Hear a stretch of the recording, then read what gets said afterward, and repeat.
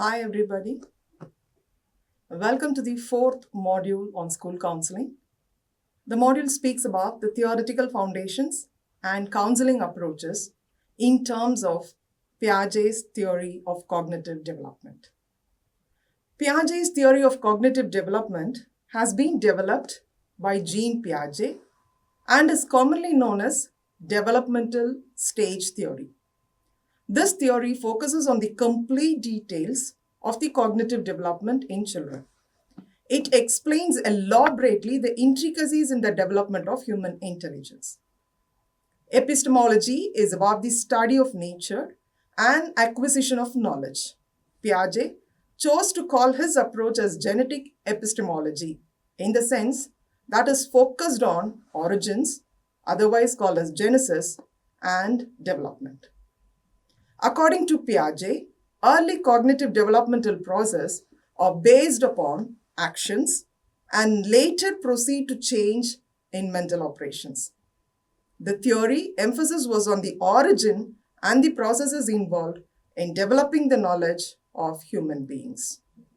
Cognitive developmental theory encloses a variety of other theoretical domains, including cognitive development, ego development, ethical reasoning, and conceptual understanding.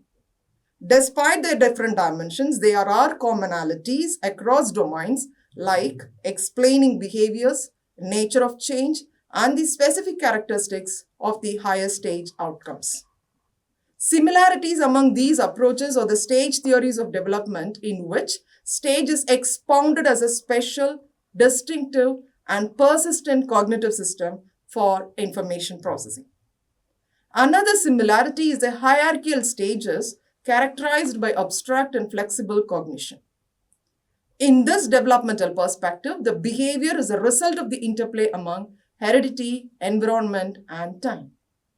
The module on theoretical foundations and counseling approaches concerning Piaget's theory of cognitive development comes to you in the form of 3 videos.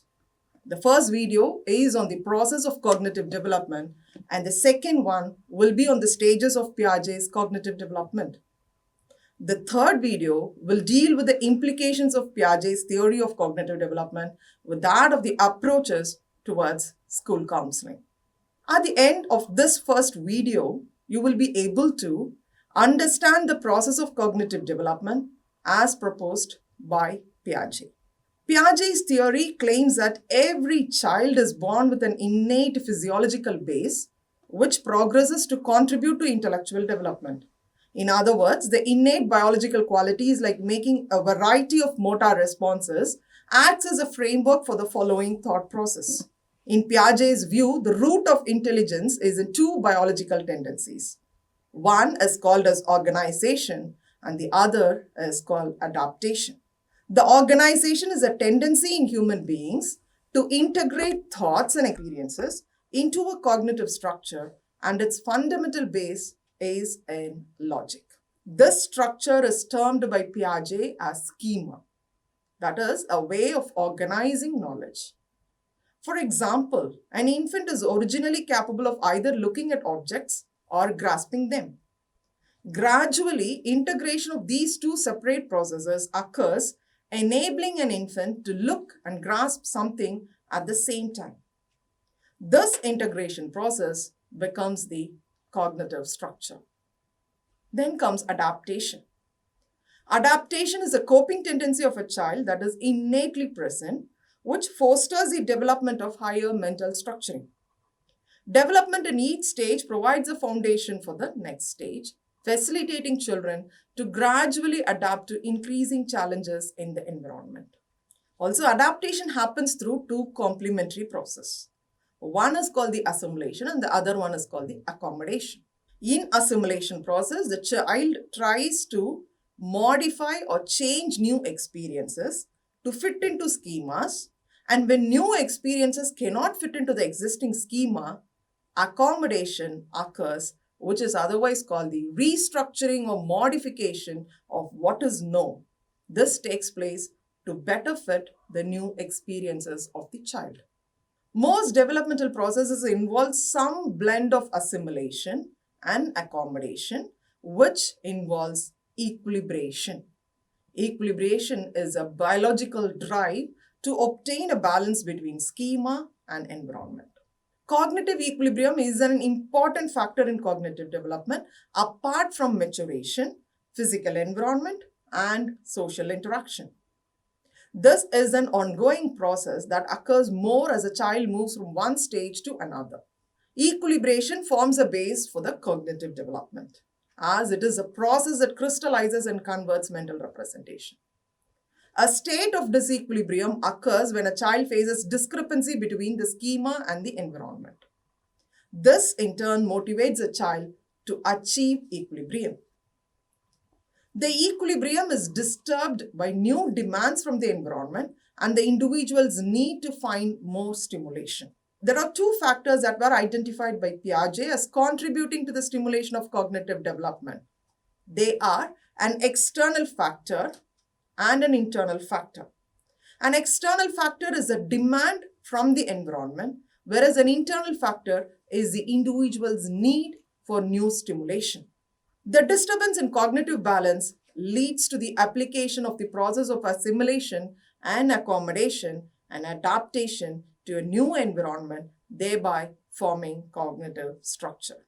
Now, let us understand the process of cognitive development with an example of a young child learning the concept of dog and cat.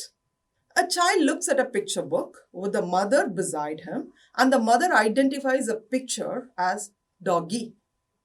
The child's mind constructs a schema on dog, as dog has 2 ears, 4 legs, and a tail. A few days later, the child sees a real dog in the park. The mind starts checking with the schemas already formed: 2 ears, 4 legs, and a tail. Finds everything is okay and addresses it as dog with a state of equilibrium. A few minutes later, the child gets near the dog and feels its furry nature and hears its barking. The child gets confused and the mind gets into a state of disequilibrium. To resolve this disequilibrium, the child starts to assimilate information from the environment and the parent to add additional schemas to dog. The dog is furry and the dog barks. This is added to the existing schema that a dog has 2 ears, 4 legs, and a tail, which is called as assimilation. After this process of assimilation, the child now is in a state of equilibrium until he looks at a cat in the same park the next day. Start checking with the schemas developed for the dog. A dog has 2 ears, 4 legs, a tail, furry, and barks, and finds the first 4 schemas to be true and addresses the cat also as dog. The mother besides tells the child, no, it's a cat, as it meows. The child hears the sound of a cat. The mind gets into a disequilibrium state. To resolve the confused state, the child mind starts actively revising the learned concept and start constructing a new schema known as accommodation. Through accommodation, the child gets back to an equilibrium state with a schema on cat being developed. A cat has 2 ears, 4 legs, a tail, furry, and meows. Eventually, the child starts to identify the other differences and could pick out the other similarities between them easily by a process called organization. Hope the process of cognitive development is made clear to you with a relevant example. We'll meet you in the next video and explain the stages of cognitive development. Thank you.